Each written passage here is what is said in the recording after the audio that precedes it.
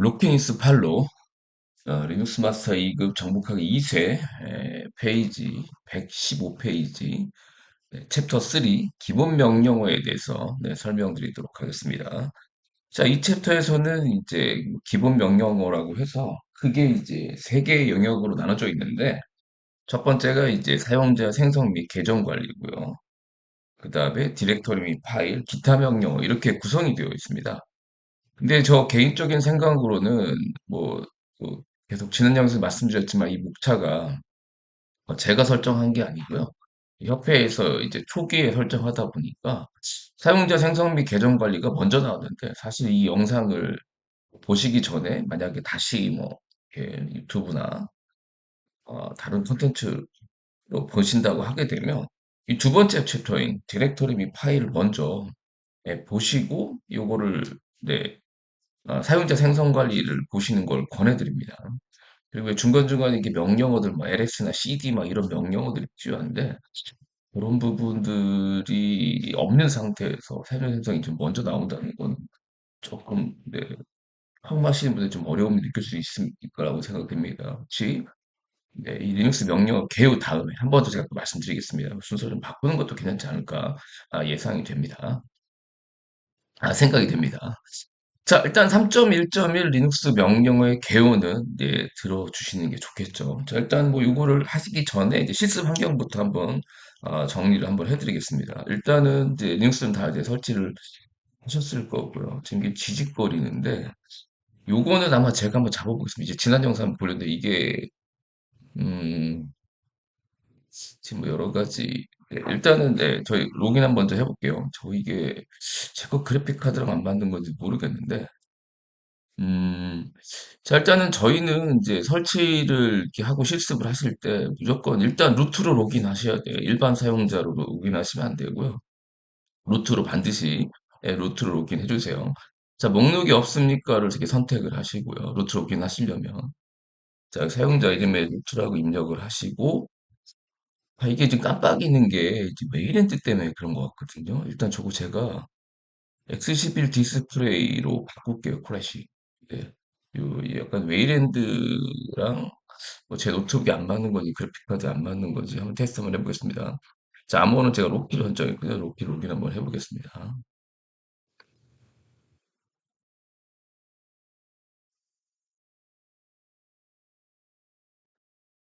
X11이 좀 나은 것 같긴 한데 증상을 좀 봐야겠습니다.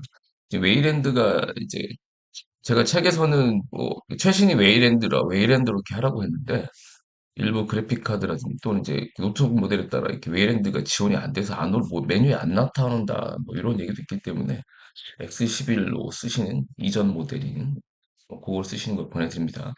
자, 또 말씀드리지만 실습은 반드시 이제 루트로 이렇게 로그인 하시고요. 모든 실습은 터미널에서 이루어집니다. 마우스 오점 누르시고 오픈인 터미널 하시게 되면 루트 창이 이렇게 나오고요. 자, 그 다음에 이제 하나 더 말씀드리면, 자, 루트를 이제 잘못 이렇게 실습을 이렇게 진행하시는 과정에서 잘못 입력하면 뭐 지워지거나 날아가는 경우가 있거든요. 그러면 실질적으로 복구가 굉장히 어렵습니다. 자, 그래서 간단한 명령어들은 이제 일반 사용자 권한으로 하는 걸 권해드립니다. 그러니까 이 엑스윈도우 환경을 쓰는 이유 중에 하나가 뭐냐면 손쉽게 여러 개의 명령창, 우리 터미널이라고 부르는 것들을 실행할 수 있기 때문에 일단 실습하는 과정에서 이렇게 루트 창을 이렇게 내려두시고요. 일단 엑스윈도우는 이 루트로 오긴하시고 루트 창은 이제 내려두시고 자, 창을 이제 마우스 오른쪽 번 누르셔서 오픈인 텀에서 창을 하나 더 여세요. 네, 창을 하나 더 여시고 자, 일반 사용자로 이제 하나 더 로그인 시켜 보겠습니다. 아직 명령을 이제 안 배우셨을 거고 이제 지금 곧 배우실 텐데 일단은 또 말씀드리지만 뭐 중간에 뭐 CD, LS, 이렇게 뭐 PWD 이런 기본 명령어들을 이렇게 그냥 실습을 진행할 텐데 그 뒤에 이제 그 챕터에서 설명을 듣고 이렇게 오셔야 됩니다. 네, 일단은 뭐 지금 사용자 관리가 먼저 나오기 때문에 제 입장에서 또 순서를 좀 바꾸까도 제가 고민을 해봤는데 그냥 나가는 게 좀 나을 것 같아서 자, 그래서 일단 일반 사용자로 일단 전환하는 방법은요, 이제 su라는 명령어를 사용하시면 돼요. Substitute User라고 대리 유저라고 합니다. 이 su는 다른 사용자 로그인한 상태에서, 그러니까 일단 특정 사용자로 로그인한 상태에서 다른 사용자로 일시적으로 이렇게 전환하는 명령어입니다. 요 명령어에 대한 설명은 또 말씀드리지만 제가 유래나 이런 것들은 뒤에 설명드리겠습니다. 바로 나오기 때문에. 자, 그 다음에 이제 마이너스를 무조건 쓰세요. 마이너스 쓰시고, 그 다음에 설치할 때 생성한 아이디 있으시잖아요. 저는 이제 포세인이라는 계정을 만들었었거든요. POSEIN 이렇게 하시게 되면 예, 일반 사용자도 이렇게 쓸 수가 있습니다. 그래서 실습은 창이 두 개 있으셔야 돼요. 루트 창 하나, 만약에 관리자 권한이 필요하다 그러면 루트를 사용할 거고요. 그 다음에 그냥 일반 사용자 권한으로 할 것이다. 라고 제가 말씀을 드리면, 요, 본인의 계정으로 이렇게 실습을 하시게 되면, 위험 부담도 적고, 날아가는 확률을 좀 줄일 수가 있기 때문에, 물론 이제 영상을 잘 보고 했으면, 뭐, 백업도 해놓으셨을 거고요. 복제도 해놓으셨을 거고, 그걸 사용하셔도 되는데, 일단은 이 두 개의 사용자로 진행을 하도록 하겠습니다. 자, 네, 리눅스 명령어의 개요부터 한번 설명을 드리겠습니다. 저희가 이제 운영체제를 사용한다라는 거는, 실질적인 건 이제 명령어를 사용하는 거라고 보시면 돼요. 한 번 더 다시 정리를 한번 해드리면, 이 컴퓨터는 하드웨어입니다. 우리가 이제 CPU, 램, 하드디스크는 하드웨어라고 보시면 되고요. 그 하드웨어랑 그 하드웨어를 사용하기 위해서 이제 설치하는 게 이제 우리가 큰 개념에서 OS라고 이렇게 한다라고 처음에 지난 영상에서 이렇게 설명을 드리고 있습니다. 그러니까 사람은 운영체제를 통해서 이제 하드웨어를 접근하는 이제 그런 형태라고 보시면 돼요. 자, 그렇지만 이제 운영체제도 이제 구성 요소가 있다라는 겁니다. 운영체제는 크게 두 가지 구성 요소로 나눌 수가 있는데, 첫 번째가 이제 커널입니다. 커널. 어, 커널. 운영체제 핵심이라고 보시면 되죠. 그러니까 이 커널이 하드웨어를 장악하고 있는 상태라고 보시면 돼요. 그러니까 부팅이라는 행위는 뭐냐면 커널이 하드웨어를 장악하는, 뭐 인식하는 과정이라고 보시면 돼요. CPU가 뭔지, 뭐 램이 얼마인지, 뭐 이런 것들을 인식하고, 뭐 사운드 카드가 있는지, 네트워크 카드가 있는지 이런 것들을 인식하고요. 그 다음에 이제 사용자들이 쓸 수 있게끔 편리하게 쓸 수 있게끔 이렇게 도와주는 그런 역할을 그런 환경을 구축하는 게 이제 부팅이라고 보시면 돼요. 그러니까 결국에 이제 커널이 하드웨어를 장악하고 있는데 그러면 사람이 하드웨어를 쓰려면 이제 커널한테 명령을 내려야 됩니다. 근데 이제 커널은 사람하고 역시 대화가 안 됩니다. 대화. 왜냐면 커널은 이제 하드웨어를 제어하다 보니까 어떻게 보면 하드웨어에 좀 더 가깝다라고 생각을 하시면 돼요. 그래서 그러면 사람과 커널과의 중간 통역자가 필요하겠죠. 그 중간 통역자가 이제 쉘이라고 보시면 돼요. 우리는 이제 쉘이라는 걸 사용을 해서 이런 걸 사용해서 쉘한테 이제 명령어, 우리 사람이 쓰는 명령어를 전달하면 그 쉘이 그거를 해석을 해서 커널한테 전달하는 거고요. 커널이 그 내용을 토대로 이제 하드웨어를 제어하는 형태대로 이루어진다라고 보시면 돼요. 자, 결국에 이제 이 운영체제 사용법은 쉘 사용법을 배운다라고 보시면 돼요. 그럼 이제 쉘하고 나하고의 어떤 이제 사용과의 관계에 대해서 아셔야 되는데 결국에 쉘한테 명령을 내리니까 뭔가 지시를 한다, 명령을 내린다라는 것은 일종의 이제 명령어라는 걸 사용하는데 명령어는 예하고라고 보시면 돼요.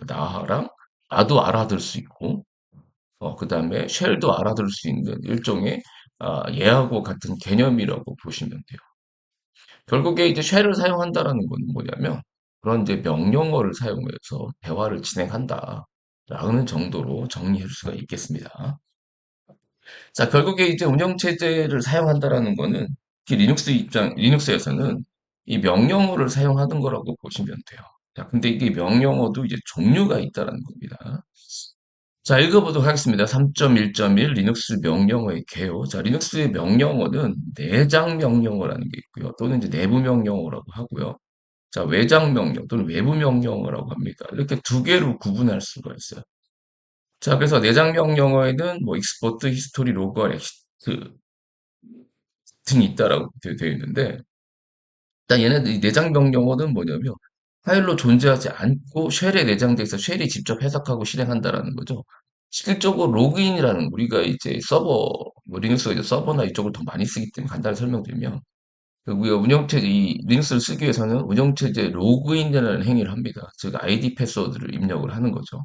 아이디 패스워드를 입력한다는 얘기는 뭐냐면 그 서버에 그 서버를 이용할 수 있는, 그 시스템을 이용할 수 있는 적합한 사용자냐라는 거를 검증하는 거라고 보시면 돼요. 그래서 그게 통과가 되면 터널하고 대화할 수 있는 쉘을 주는 거라고 보시면 돼요. 그러니까 로그인이라는 행위는 뭐냐면 쉘을 부여받는 거라고 보시면 돼요. 또 얘기하면 쉘 프로세스를 발생을 부여받는 거예요. 그 프로세스는 실행 중인 프로그램이라고 보시면 돼요. 램에 상주하고 있습니다. 이제 프로세스라는 걸 발생을 한다라고 보시면 되고요. 그 다음에 프로세스가 발생했다는 얘기는 뭐냐면 쉘이 메모리, 램에 이제 상주하고 있다라고 보시면 돼요. 그래서 내장 명령어는 그 실행된 쉘 자체적으로 이렇게 해석을 하는 그런 형태라고 보시면 돼요. 파일로 존재하지 않고 그냥 바로 이렇게 해석을 해줍니다. 그래서 내장 명령어 계열들은 속도가 굉장히 빠르다라고 보시면 되고요. 자, 그 다음에 이제 외부 명령, 외장 명령어 같은 경우에는 파일로 존재하는 형태라고 보시면 돼요. 리눅스 디렉토리 구조 보시면 아시겠지만 보통 이제 리눅스는 명령어를 한쪽으로 이렇게 몰아놨습니다.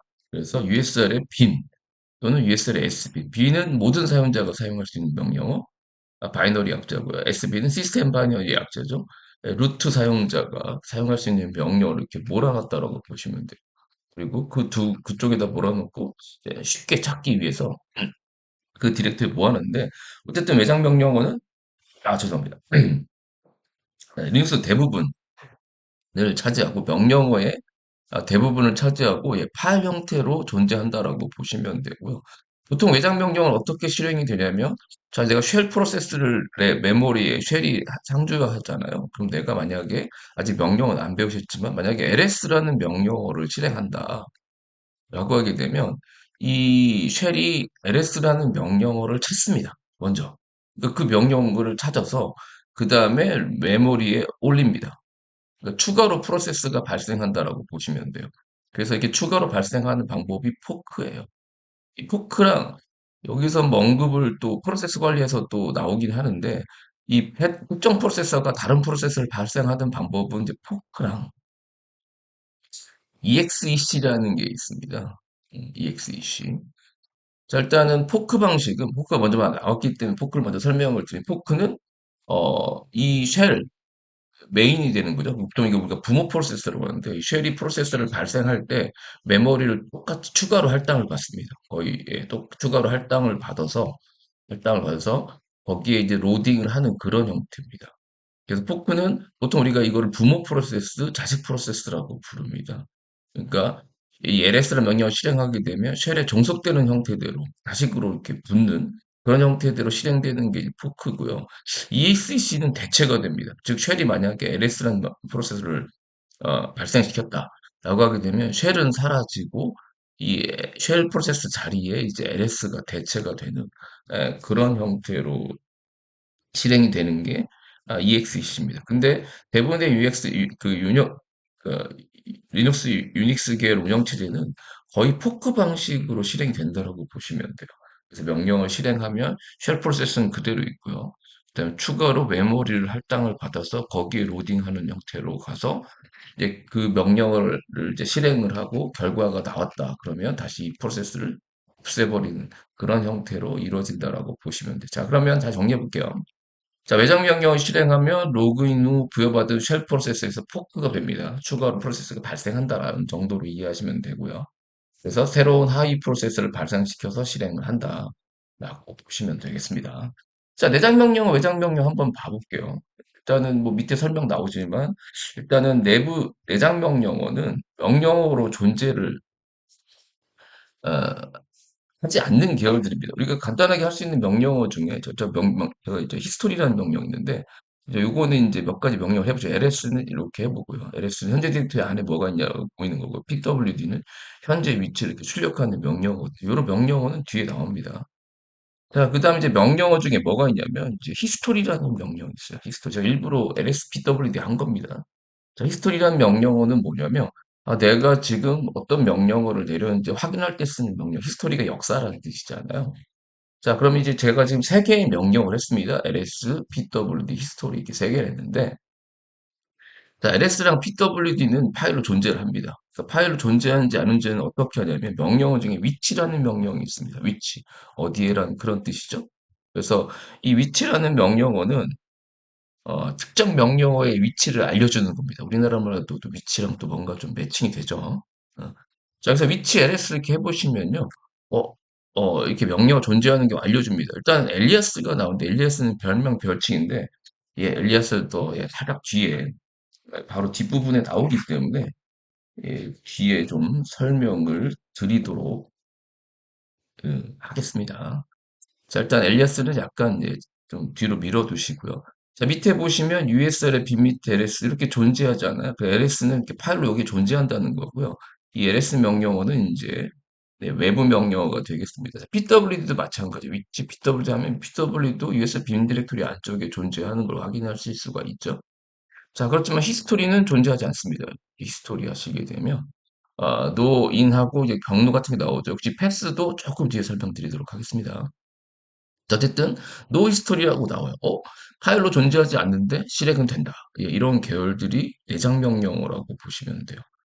자, 그러면 뭐 내장 명령어가 좋냐, 외장 명령어가 좋냐라고 묻는다고 하게 되면 일단은 일장 있습니다. 일단 내장 명령어 같은 경우에는 쉘에 포함되어 있기 때문에 속도가 굉장히 빠릅니다. 속도가 그냥 바로 그냥 해석이 가능하고 외부 명령어 같은 경우는 일단 명령어를 찾아야 되기 때문에 찾는 시간이 좀 소요가 됩니다. 자, 그러면 내장 명령어 다 만들면 좋냐? 예, 좋죠. 어. 자, 그렇지만 여기서 단점이 발생합니다. 일단 내장 명령어로 쉘에 다 포함시켜 버리게 되면 일단 쉘의 크기가 커집니다. 그러니까 부팅 시, 그러니까 로그인할 때 부여받는 쉘의 크기가 커진다라고 보시면 돼요. 자, 그러면 로그인할 때 좀 오래 걸리겠죠. 메모리를 할당받는 시간이 있기 때문에. 네. 자, 그 다음에 또 문제는 뭐냐면 램을 많이 차지합니다. 이 쉘이라는 게 사용자별로 주는 거거든요. 만약에 뭐 만 명이 로그인해 있다, 몇천 명이 로그인한다 그러면 각 사용자별로 동일하게 발당이 됩니다. 뭐 특별한 설정을 하지 않는 이상. 그러면 한 사용자는 로그인할 때마다 이제 메모리가 과다하게 발생하기 때문에 예, 메모리가 뭐 충분한 상황이라면 모르겠지만 내장 명령어를 많이 만드는 거는 서버에 이제 부하를 줄 수가 있고 부담을 줄 수가 있습니다. 자, 그래서 이제 그거는 뭐 적절하게 수정하시면 되고요. 일단 외부 명령어로 한다는 건 속도는 조금 느릴 수 있지만 메모리 공부에서는 효율적이기 때문에 뭐가 좋다 나쁘다를 좀 떠나서 예, 메모리라든지 서버 상황 또는 시스템 상황을 적절하게 고려를 해서 해야 된다라고 보시면 되고요. 실제 이제 배포판에서도 그런 부분에 따라 내장 명령, 외장 명령어 부분들을 조금 조정을 한다라고 보시면 됩니다. 자, 일단은 이제 참고 제가 한번 정리 한번 해봤습니다. 자, 내장 명령 관련 거는 MAN 빌트인 또는 이제 MAN 커맨드 하시면 되는데, 자, 맨페이지 사용법은 뭐 또 뒤에 또 바로 나오지만 한번 해보겠습니다. 자, 나중에 이제 리눅스 뭐 명령어에 옵션이 생각 안 나든지 아니면 뭐 특별하게 이런 설정 파일 같은 거 알아보겠다. 특히 뭐 리눅스 마스터 1급 2차 시험 같은 경우에는 이렇게 이제 콘솔 모드 터미널 창을 제공을 합니다. 그래서 이제 실제 실습을 해가면서 시험을 볼 수가 있는데 거기에서 키는 저는 맨 페이지라고 봅니다. 맨 페이지. 자, 그래서 자, 이렇게 한번 해보세요. 아직 뭐 명령을 안 배우셨는데 만약에 지금 LS라는 명령을 제가 실습을 했는데 영어로 보겠습니다. 자, 일단은 여러분들은 뭐 기본적으로 한글로 보셔도 되고 이렇게 레인보를 시하게 되면 메시지를 영어로 보는 겁니다. 저는 이제 뭐 엑스윈도우를 잘 안 쓰고 이 원격으로 접속하다 보니까 네, 한글이 좀 익숙하지가 않습니다. 한글 메시지가. 그래서 그냥 영어로 보겠습니다. 여러분들은 안 하셔도 됩니다, 이건. 자, 만약에 이제 LS라는 명령어 사용법이라든지 옵션 같은 게 궁금하다. 그러면 이제 MAN 하시고 이렇게 LS 하시면 돼요. 자, 그러면 설명이 나옵니다. 요 사용법도 제가 또 설명드리겠지만, 일단은 세 가지만 아시면 돼요. 스페이스, 엔터, 큐. 뭐 기본적인 이동은 커서로 사용하셔도 돼요. 이게 레스 기반이기 때문에 커서로 사용하셔도 되고요. 자, 일단 엔터를 누르시게 되면 한 줄씩 올라가고요. 스페이스는 한 페이지씩 올라갑니다. 한 페이지는 그 화면에 보이는 그냥 라인 수라고 보입니다. 왜냐면 화면이 한 라인이 20 라인이다 그러면 20줄씩 올라간다라고 네, 보시면 돼요. 그래서 스페이스 엔터 Q라고 보시면 되겠습니다. 그다음에 종료할 때는 예, Q 누르셔야 돼요. Q 누르게 되면 예, 끝난다라고 보시면 되겠습니다. 맨 페이지 사용법은 그렇고요. 자, 내장 명령에서 보겠다 그러면 여기서 아무 대로 MAN 이렇게 빌트인 하시면 돼요. 빌트인. 자, 그러면 내장 명령에 대한 설명이 쭉 나옵니다. 또는 네, Q 누르시고요. MAN 이 커맨드라고 치셔도 역시 내장 명령. 원래는 이제 빌트인이라고 보시면 되죠. 예, 같다라고 보시면 돼요. 자, 이제 눈여겨보셔야 될 게, 일단 여기에 언급된 어떤 이제 명령어들이 다 내장 명령어 계열이라고 보시면 되는데, 조금 특이한 게 CD라는 거죠. CD. CD는 여기 나왔다라는 얘기는 뭐냐면, 예, 내장 명령어라는 겁니다. 원래는. 자, 근데, 레드에서는요, 7버전부터 뺍니다. 여기 보시면, 뺀 게 보입니다. 지금, 외장 명령어 한번 해볼게요. 여기 보시면 자 위치 하시고요. CD 한번 해볼게요. 자 그러면 USL의 빈 밑에 CD라고 이렇게 존재를 하잖아요. 그러면 CD는 현재 상황으로 봤을 때는 어, 외부 명령어가 된다는 얘기입니다. 외부 명령어. 자 근데 그 교재 보시면 아시겠지만 이 전전 버전 6버전 같은 경우에는 이게 노CD로 나온다라는 거예요. 예, 노CD. 이 노CD로 나온다는 얘기는 뭐냐면 얘는 내장 명령어라고 보시면 돼요. 자, 그래서 한번 읽어보겠습니다. 자, 이거 뭐라고 정리했는지. 자, 일단은 뭐, 빌트인 명령어, 그 다음에 저희가 쓰는 쉘이 배쉬입니다. 이 쉘의 종류가 또 여러 가지가 있는데, 이 쉘 종류도 뒤에 이제 쉘의 영역에서 나오니까, 그때 또 한번 뭐 제가 영상으로 언급을 뭐 하거나 설명을 드리기로 하고요. 자, 일단 이제 중요한 거는 뭐냐면, 보통 리눅스나 유닉스 계열은 이 맨페이지를 얼마나 잘 이용하냐라는 게 중요한데, 그 맨페이지 내용들이 배포판에 따라, 운영체제에 따라 차이가 있다라는 겁니다. 그 다음에 특히 아까 말씀드린 대로 예를 들어 CD나 엘리아스라는 명령이 있거든요. 이건 전통적으로 내장 명령어라는 거고요. 실제 매뉴얼 상에서도 내장 명령어라고 보시면 돼요. 그래서 6버전까지 저희가 이제 8버전이잖아요. 6버전까지는 동일하게 내장 명령어로 처리를 했는데 그래서 배쉬라는 이 쉘에서 그냥 직접 해석을 했다라는 겁니다. 자, 근데 7버전서부터는 외부 명령어로 빼버렸다는 겁니다. 그래서 그림 보시면 아시겠지만 지금 현재 우리가 쓰는 8버전에서는 찾아지고요. 6버전에서는 찾아지지 않기 때문에 이런 것들은 약간 차이가 있기 때문에 말씀드린 대로 제일 쉽게 확인하는 방법이 위치 명령어로 확인을 해야 된다라고 보시면 되겠습니다. 자, 그 다음에 이제 명령어의 검색. 그러면 이제 중요한 키포인트는 뭐냐면 대부분의 명령어들은 뭘로 되어 있냐면 자, 외부 명령어로 되어 있습니다. 자, 그러면 이제 그 명령어를 찾아야 되겠죠. 이 찾는 부분, 그게 이제 명령어 검색인데, 예, 그 명령어 검색에 대해서 네, 설명드리도록 하겠습니다. 자, 리눅스에서 이제 명령어를 입력하면 이제 쉘이 직접 해석을 하거나 여기서 직접 해석한다는 얘기는 뭐냐면 이제 내장 명령어라는 거고요. 또는 이제 대부분 파일로 존재하기 때문에 이 파일을 찾아야 됩니다. 찾아야 돼. 찾아서 그걸 이제 실행을 시켜서 이제 그 실행과 관련된 프로세스를 메모리에 이제 올려야 되는데 일단 리눅스는 디렉토리가 뭐 수많은 디렉토리죠. 아마 8버전이 뭐 거의 3만 개 정도로 이렇게 설치가 되는 걸로 알고 있습니다. 자, 그러면 그 디렉토리를 다 유지해야 된다는 얘기입니다. 자, 그렇게 되면 명령어 실행 시간보다 이 명령어를 찾는데 굉장히 오래 걸리기 때문에 이게 대부분의 명령어들을 이 두 개의 디렉토리 등 특정 디렉토리에 이렇게 모아놓도록 되어 있습니다. 그리고 찾을 때 요것만 찾아라 라고 지정할 수가 있는데 그게 이제 환경 변수입니다. 그러니까 환경 변수라는 이제 제가 이 실습을 할 때도 설명드리겠지만 일단 뭐 뒤에도 나옵니다. 쉘 영역에서 변수가 종류가 두 가지가 있습니다. 일단 변수는 어떤 변하는 값을 저장할 수 있는 거를 변수라고 부릅니다. 뭐 인티저 우리가 C 언어 같은 걸 해보셨는지 모르겠는데 뭐 예를 들어 우리가 뭔가 변수를 선언하잖아요. C 언어 스타일로 하면 인티저 우리가 만약에 A, B다 이렇게 뭐 선언을 할 수가 있거든요. 자, 그러면 이게 인트 정수거든요. 정수를 담을 수 있는 변수 두 개를 선언하는 거죠. 그러면 A 또는 B에다가 뭐 1도 저장할 수 있고, 뭐 10도 저장할 수 있고, 뭐 100도 저장할 수 있고, 뭐 이렇게 이제 어떤 변하는 값을 저장할 수 있는 게 변수라고 보시면 됩니다. 자, 근데 이제 변수가 이 쉘에서는 두 가지가 있거든요. 이제 쉘 변수라는 게 있고요, 쉘. 예, 쉘 변수라는 게 있고, 그 다음에 여기 나온 대로 이제 환경 변수라는 게 있습니다. 쉘 변수는 그냥 이 C 언어처럼 내가 변수를 선언해서 하는 거라고 보시면 되고요. 이 환경 변수는 그 사용자의 환경과 관련된 변수예요. 예를 들어 뭐 윈도우로 우리가 쉽게 예를 들어 볼게요. 여러분들이 윈도우를 사용을 하시게 되면 뭐 그 윈도우 운영체제 마이크로소프트요. 바탕화면 같은 거 바꿀 수 있잖아요. 어, 그러면 내가 바탕화면을 뭐 유명 연예인 아이돌을 바꾸겠다라고 하게 되면 바꿀 수가 있습니다. 그 내용들이 어딘가 저장이 돼야 되는데 그런 것들 우리가 환경 변수라고 한다라고 보시면 돼요. 환경 변수. 다 요거는 한번 실습을 한번 네, 간단하게 한번 해 보도록 하겠습니다. 이건 네. 자, 우리가 변수부터 한번 해볼까요? 네, 변수가 이제 두 가지가 있는데 네, 분수가 음.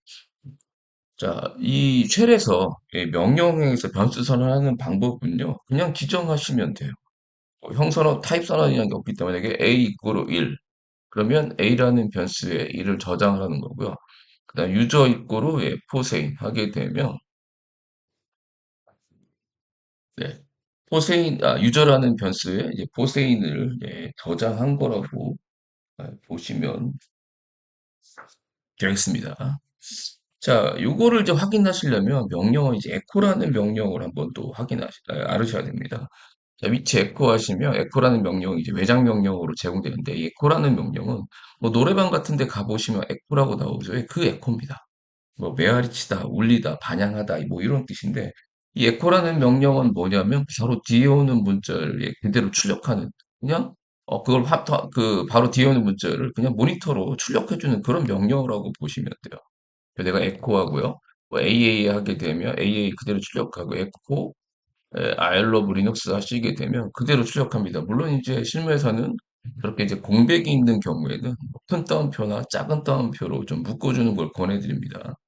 큰 따옴표나 작은 따옴표의 차이점은 뭐 기회가 되면 제가 영상 중간에 또 네, 설명을 드리도록 하겠습니다. 어쨌든 에코라는 그 명령어는 바로 뒤에 오는 문자를 예, 그대로 출력하는 명령어다라고 네, 보시면 되겠습니다. 자, 그다음 이제 우리가 또 하나 더 배워야 될 게 특수 문자들이거든요. 이 리눅스나 유닉스 계열들은요, 이 특수 문자들을 굉장히 잘 사용합니다. 뭐 정규 표현식이라고 해서 정규 표현식의 쪽도 각종 특수 문자를 사용하고요.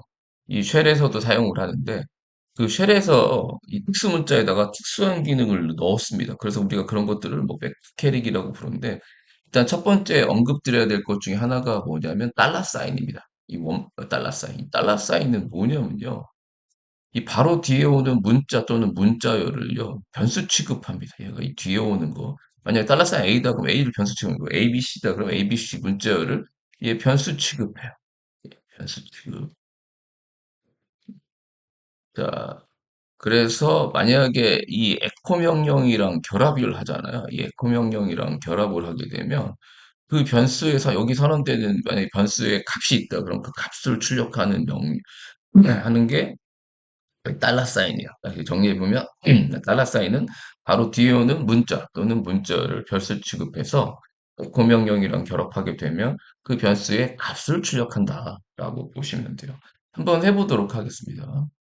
자, 예를 들어 지금 B라는 거는 없기 때문에 에코 예를 들어 달러 사인 B 한번 해볼게요. 그러면 당연히 변수 선언이 안 돼 있기 때문에 아무것도 안 나옵니다.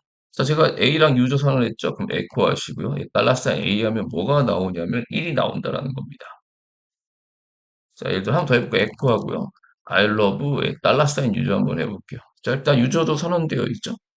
선언됐기 때문에 유저에 좀 포세인이란 값이 들어있기 때문에 I love 포세인이 나온다라고 보시면 돼요. 그래서 이 A랑 유저 이렇게 쉘에서 사용하는 그 선언에서 특히 일반인들이 선언에 사용하는 거를 자, 쉘 변수라고 하고요. 자, 그다음에 이제 환경 변수라는 게 있습니다. 환경 변수. 환경 변수는 예, 뭐 여러 가지가 있는데 대문자로 선언되어 있고요. 혹시 뭐 교재에 있으시면 아, 나는 환경 변수가 되게 궁금하다. 라고 하게 되면 이 로킹스 팔로 링스마사 2급 정복하기 2세 기준으로 253페이지에 예, 있습니다. 다양한 이제 환경 변수들이 있는데 보통 이제 실무에서 많이 쓰는 환경 변수 같은 경우에는 이 프롬프트를 바꾸는 거를 예를 들 수가 있습니다. 이 프롬프트. 요 지금 이걸 프롬프트라고 한다라고 제가 영상에서 말씀드렸죠. 보통 예를 들어 뭐 현재 요 시간을 여기를 표기하고 싶다. 이 부분을 지금 여기 이게 아이디고요. 이게 브라켓 안에 아이디가 있고요. 그다음에 골뱅이를 구분자로 해서 호스트명이에요. 그다음에 이게 현재 디렉토리. 현재 위치한 디렉토리고요. 그거를 이제 그 마지막 디렉토리만 표기하는 방법이고요. 만약 이걸 바꾸고 싶다 면 어떻게 하냐면 환경 변수가 있습니다. 환경 변수는 대문자로 되어 있고 PS1이라고 프롬프트 세팅 1번이라고 는 변수에 들어가 있는데 이렇게 한번 해보시죠. 에코 하시고요. 달러 사인 PS1 하시면 이렇게 나옵니다. 이렇게 나와요. 그럼 내가 이거 바꿀 수가 있냐? 있습니다. 예를 들어 내가 중간에 여기 H가 호스트 네임을 표시하라는 거거든요. 또 말씀드리지만 교재 뒷부분에 253페이지 뒤에 204 여기에 있습니다. 자, 일단 프롬프트만 바꿔볼게요. 이게 이제 프롬프트를 바꿀 수 있는 환경 변수라고 보시면 돼요. 또 말씀드린 환경 변수는 뭐냐면 각 사용자의 고유한 환경과 관련된 변수로 다양한 환경을 바꿀 수 있도록 제공해주는 환경 변수라고 보시면 돼요. 자, 그러면 이거 어떻게 바꾸냐면요. 일단은 명령어 중에 익스포트는 안 써도 되는데 정석대로 하면 이렇게 익스포트 하시고요. PS1 하시고요. 네, 그 다음에 이꼬로 하시고요. 큰 따옴표로 하시고 그냥 이거 긁겠습니다. 이거 다 타이핑하기 좀 어려우니까 복사하시고 복사하시고요. 붙여넣기 한번 이렇게 해보세요. 한 칸 띄시고요. 그 다음에 여기를 T로 바꿀게요. 그러면 여기 T가 타임.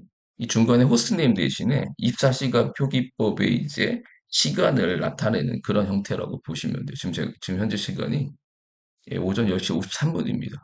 지금 2025년 10월 7일 연휴에 지금 열심히 영상 찍고 있습니다. 음. 자, 여기서 이렇게 바꾸는 게 PS1이라는 환경 변수라고 보시면 돼요. 자, 그 다음에 이제 여기서도 한 번 더 말씀드릴 게 이제 패스라는 환경이 있어요. 패스가 원래 경로라는 뜻이지 않습니까? 이렇게 에코 하시고요. 대문자 달러 사인 하시고 자, 대문자 패스라고 한번 보세요. 자, 그러면 콜론을 기준으로 이렇게 디렉토리들이 나눠져 있어요. 즉 USR 홈 밑에 보셈 밑에 점 로컬에 빈, 홈 밑에 보셈 빈 이렇게 해서 지금 하나, 둘, 셋, 넷, 다섯, 한 여섯 개의 디렉토리로 이렇게 나눠져 있거든요. 이 환경 변수 패스라는 건 뭐냐면, 자, 이 사용자들이 명령어를 입력합니다. 예를 들어 LS를 입력했어요. 그러면 LS라는 명령어를 찾아와야 되잖아요. 근데 리눅스의 디렉토리가 3만 개 이상입니다. 보통 그 정도 되다 보니까 다 뒤진다는 건 시간도 오래 걸리고 비효율적이잖아요. 또 리눅스 설치할 때 이전 영상 보시면 아시겠지만 명령어들은 대부분 어디 있냐면 USR의 빈이나 USR의 SBN에 있거든요. 그럼 다른 데 있을 확률이 없다라는 거죠. 물론 뭐 있을 수는 있습니다. 뭐 해커들은 이제 그렇게 안 찾아지는 경우에 넣어놓긴 합니다. 어쨌든 명령어들이 거기에만 있으니까 그 디렉토리만 찾도록 하는 환경 변수라고 보시면 돼요. 그럼 명령어 검색의 효율성을 확 높일 수가 있겠죠. 그러니까 환경 변수 패스는 뭐냐면 사용자가 명령어 입력했을 때 찾아보는 디렉토리가 들어있는 환경 변수라고 보시면 돼요. 물론 뭐 늘릴 수도 있고 변경할 수도 있습니다. 변수이기 때문에. 그래서 패스가 이 명령을 찾는 데는 상당히 유용한 변경 변수라고 보시면 되겠습니다. 자, 그래서 보시죠. 그럼 이제 이게 이해가 되실 겁니다. 자, 여기 보면 명령어를 검색의 효율성을 높이기 위해서 대부분의 명령어를 이 두 개의 디렉토리를 이제 모아놨고요. 그 다음에 이 디렉토리만 찾도록 지정을 하는데 그때 사용하는 변수가 이제 이 패스라는 겁니다. 패스. 패스. 아, 죄송합니다.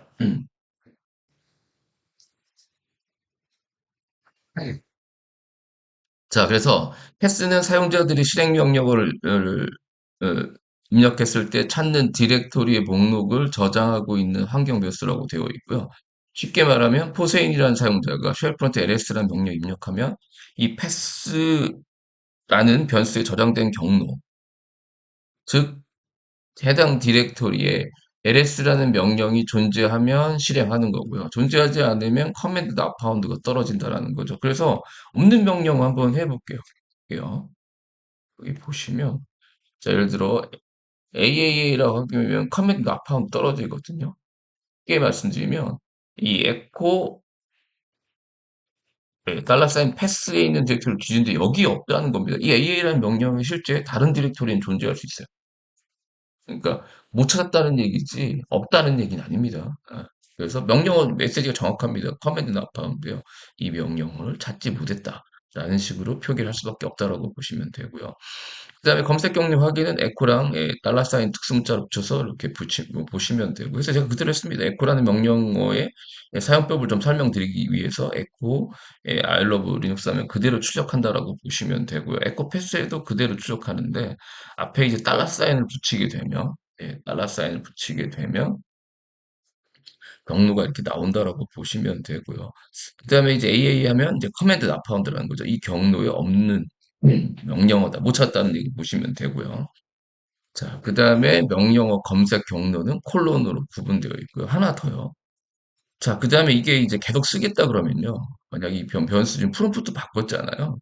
프롬프트 뭐 지금 여기서 설명드릴 건 아니고 쉘에 설명드릴 건데 아직도 명령어도 안 배우셨고요. 자, ls 하면 안 보이는데요. ls-a 하면 지금 여기 요렇게 이제 뭐 디렉토리 개수는 뭐 좀 유동적이긴 합니다. 이 세 개는 무조건 있습니다. 아, 그쵸? 상황에 따라 배시 히스토리 생길 수가 있어요. 이 점배시 프로파일이라는 데가 있고 점배시 하시가 있는데 아직 캣 명령어도 안 배우셨지만 이렇게 캣 점배시 언더바 이렇게 프로파일 한번 해보겠습니다. 명령어도 다 안 배우셨기 때문에 그냥 따라만 해서 이게 이런 감만 아시면 돼요. 엔터 치시면 여기에 보면 이제 요게 이제 환경 설정 파일입니다. 맨 밑에 샵은 이제 설명이거든요. 유저 스페시픽 인바이러먼트 스타트 프롬프트 있죠. 그래서 요 environment가 환경 변수라는 뜻이거든요. 여기에 등록을 하시면 돼야 되고 이게 지금 제가 해본 그 SU 명령에서 원래 돌아가는 게 exit거든요. 지금 프로포트 시간으로 바꿨잖아요. EXIT 하며 나간 다음에 다시 SU-해서 포세인을 로그인하게 되면 원래대로 그냥 호스트명이 표시가 됩니다. 그래서 이거를 계속 쓰겠다 그러면 요 파일에 등록을 해야 된다라고 보시면 돼요. 요거는 쉘에서 한번 더 다시 쉘 영상에서 그거 설명드리도록 하겠습니다. 그래서 개인 사용자의 홈 디렉토리에 점배시 프로파일 등록하거나 아니면 모든 사용자 적용한다고 하면 etc 밑에 프로파일에 등록을 한다라고 되어 있고 제가 쉘 영역에서 언급한다고 되어 있고 당연히 뭐 etc 밑에 프로파일은 루트 사용자 권한으로 해야 된다라고 보시면 되겠습니다. 자, 실행 명령 검사 위치 지금 했었죠. 자, 위치는 만약에 어떤 명령이 실행된다라고 하게 되면 그 실행되는 명령어의 위치를 찾을 때 사용하는 명령이 위치입니다. 그래서 이 명령어는 사용자가 실행했을 때 어떤 명령이 실행되는지 알고 싶을 때 하는데 일단 패스에 등록된 경로만 검색이 가능하고요. 아직 엘리아스는 설명드리지 않았지만 엘리아스가 설정되어 있는 경우 엘리아스가 이제 뭐 바로 나오기 때문에 설명을 드리겠습니다. 엘리아스가 설정된 경우에는 그 내용까지 확인할 수 있기 때문에 어쨌든 실행이 된다라고 하게 되면 위치라는 명령어로 찾으시면 될 것 같습니다. 자, 엘리아스는 설명을 드리기 전에 영상을 한번 끊고 다음 영상으로 물 한 잔 먹고 와서 또 설명을 드리도록 하겠습니다. 예, 감사합니다.